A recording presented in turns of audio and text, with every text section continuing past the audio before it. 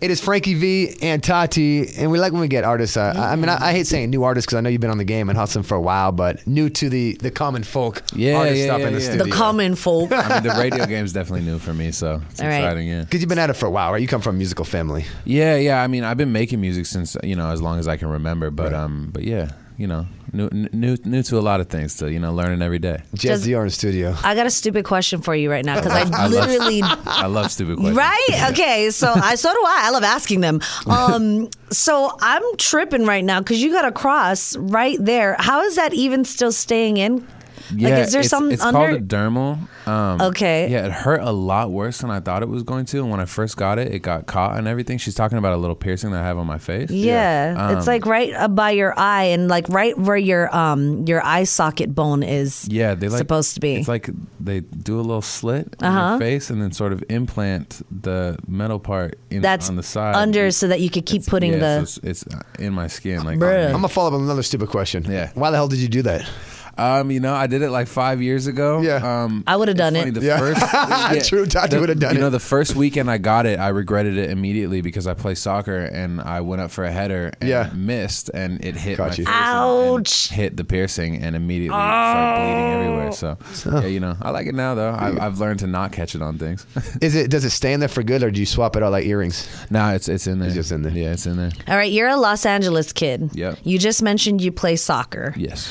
You have a dermal on your face. We're getting to know you here. Have you played soccer with Justin Bieber in Los Angeles? Because I hear he's a big soccer dude too. I have not. I'm trying to figure out what league he's in. Yeah, because I play in a league where it's mostly Mexicans, and I'm like the only one that doesn't speak Spanish over there. So are you part Mexican? No, I'm Brazilian, part Brazilian. Okay, that's why we play soccer. I grew up on the East Coast in Boston. A lot of Brazilians out there. A lot of my friends that are Brazilians were big soccer players. It's a Latin American sport. Like honestly, that's football for them. Like you know how we make a big deal of the NFL. Soccer is their thing. You see how true story. Downtown of my hometown, they call it Little Brazil, and I guess when you get off the plane to the east, there is a sign that says a big Brazilian population in Framingham. And I know when Brazil does well in the World Cup and all that, like that side of town just goes crazy. Actually, I was in Boston a couple months ago for my first time. Beautiful city, and I think we had lunch in Little Brazil. You might have, for sure. I mean, it's a big. They have a Little deal. Brazil in Boston. Yeah, in my hometown, wow. It's crazy, but it's because there's so many Brazilians there. But a lot of my high school friends were, and they were all big time soccer players. Jez, did you travel the world? Do you have a lot of influences? Because you come from a rocker family, right? Yeah. So did you get to travel as a kid? Yeah, I did travel a lot as a kid. I was fortunate enough to be able to go back and forth between here and London a lot. My dad's whole family was in London, and then I've been to Brazil. I went to Costa Rica a lot as a kid, and then a couple other places in Europe, and then now, music's taking me all around the world, so it's pretty cool. Yeah, but I was reading a little bit about you, and you could tell me if I'm wrong. So coming from the rock background and then going into hip hop, how did that transition happen? And was your father like, huh? You know what?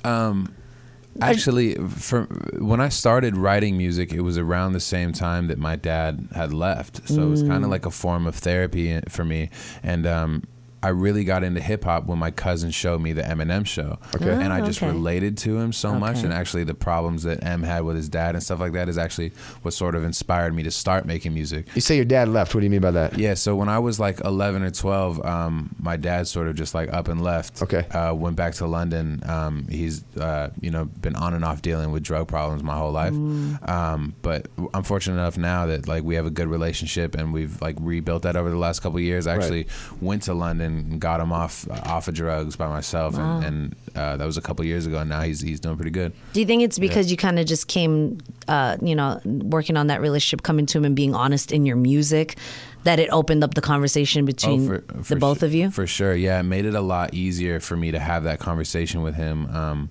I think after the first time he heard my music, he was a little bit shocked. Yeah. And that I was putting that and our story out into the world, but it definitely helped when I was younger and having those conversations with him. I'd already like sort of dealt with those emotions, just by writing about it. So. One of the things I like about your music, I was going to say, is that you write your music and it's all real stuff. It's all real stories.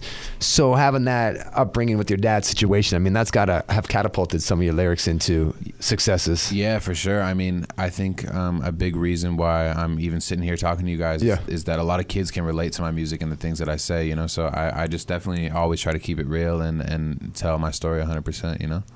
Are you, you know, a fan of... Because I see you got the dermal, you got the 90s baby tattoo, you got the heart, you got something else on the side of your face as well. That looks like a little coffin with an upside down cross. That's the logo. What's the upside down cross represent? And are you a fan of full face tattoos? Would you do it? I don't know if I'm gonna do any more. I'm not sure. Like it was, yeah. Well, it was funny. My mom, I forget. We were watching the Grammys the other day, and my mom was like, "Oh, does that person not have tattoos?" And I was like, no, they do. They just are wearing a suit. What do you mean? And she was like, oh, well, they don't have a bunch all over their face. So I figured like they don't have any because everybody has so many on their face now. Right. So I think I'm done with the face.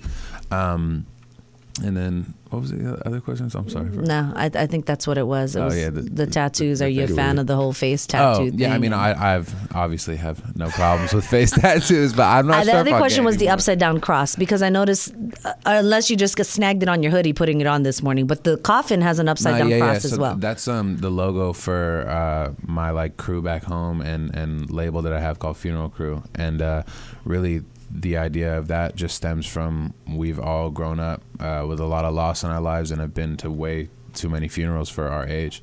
And there's just like a group of us that have gone through that and grown up together. And so we called it Funeral Crew. So your crew is like a support group. Honestly, because because you guys can talk to each other about you know, grieving and for real like we've all grown up doing that together, and then like it's still to this day, like even 2 weeks ago you see all of the homies were at a funeral together. Like it's unfortunate, but it's just been you know, a lot for us growing up. I don't know why, but yeah, it's definitely brought us all closer. Talk to us about the single Nobody Knows. Yeah, so Nobody Knows is a song that was produced by my good homie Chris Wallace and featuring my good homie Jackson Guthrie. It's pretty crazy how that song came together, because Chris had just randomly called me one day and he was over at Jackson's house and he's like, yo, I got this kid that I really think you should meet. Yeah. I think you guys would just be like really good friends. You should come over and hang. I went over to his house and we had, within meeting each other, we had Nobody Knows done within like 2 hours. Oh, wow. So you wrote it in under 2 hours. You write it, you produce it in 2 hours? We wrote it and recorded it within 2 hours of just meeting each other, not even planning to make music. Like I got there, he was on the piano. You've been doing music your whole life, trying to find a song that can get to radio, that can get you signed, get you this money, and all of a sudden you just sit down for 2 hours and write this thing? Yeah, it's crazy how it goes. Like even I was just telling someone in the story yesterday, the dog bark in the song in the second verse happened on the beat. Like his dog just barked. Kept it in the song. Like the way it came together was so organic. Does the dog get some royalties out of this? Hey, shout out Duke. Shout out Duke one time.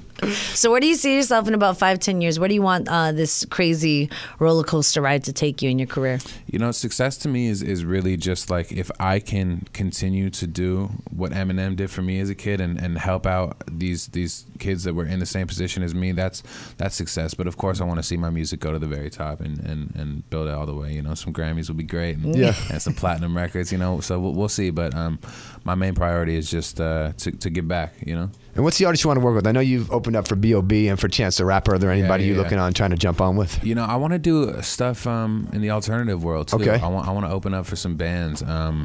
Like my favorite artist and band of all time is Oasis and Liam Gallagher. So you know, they still making music. Liam is, actually Liam and Noel are not together. They're broken up, but they make music on. Wonderwalls was the ish back in the day. Yeah, man. Yeah. That'd be nice if more concerts mixed genres, right? You know, yeah. I think with like festival culture now, like you go to a festival, that you got your favorite band and your favorite rapper playing the same. So what do you consider yourself then? Because I know the question comes up about Post Malone. Is he a rapper? Is he a singer? Is he an artist? Like, where do you put yourself?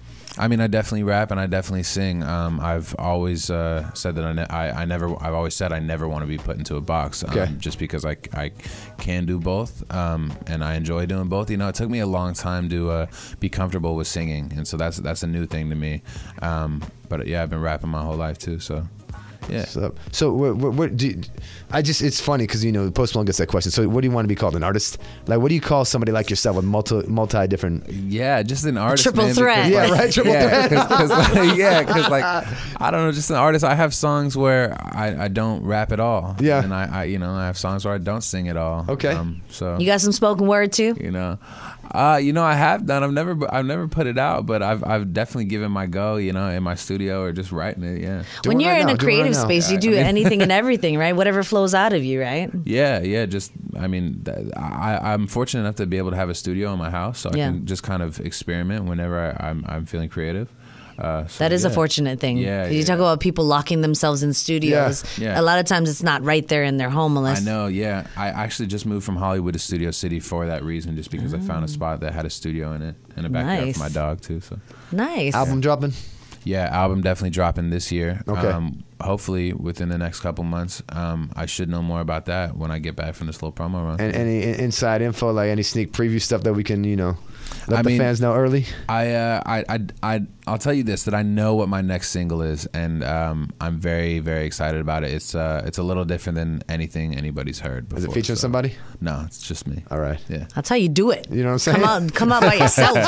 We always talk about the cosign, but it's like, hey, sometimes, if you got some. myself. Yeah, co-signing himself. Just him. Jez Dior, thank you for swinging in, of course. LA native doing his thing. We look forward to you. I say it every time, and Tati always rolls her eyes, but when you get so big, don't forget us, because you're here, you're mad cool right now. We're having fun with you. I love San Diego. Come on. But, in like a couple years when you're so big, we're like, hey, Jez, can you come in? Talk to my peoples to try to see if I can find you guys 30 seconds. I got you, Kev. Come on. Jez Dior, Frankie and Tati, JAMN 95.7.